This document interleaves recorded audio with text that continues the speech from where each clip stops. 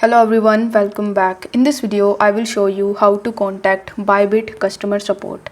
In order to do this, you first have to launch your Bybit mobile application and then you just have to log in into your account. Now once you have successfully logged in, you need to tap on your profile icon in the top left hand corner, and here you are going to see the option of customer support.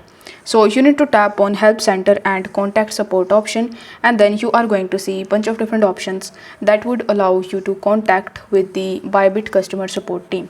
So over here you need to tap on contact support option, and then you will be landed on this submit case page.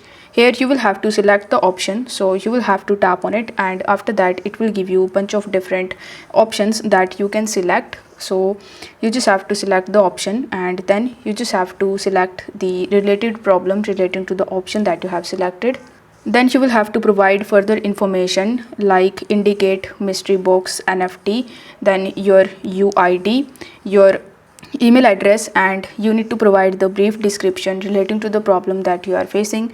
Afterwards, you need to press the submit button, and then you just have to wait for at least 24 hours until you get any response from the Bybit customer support team. So if the video was helpful, then don't forget to like the video and subscribe to the channel. Thank you so much for watching.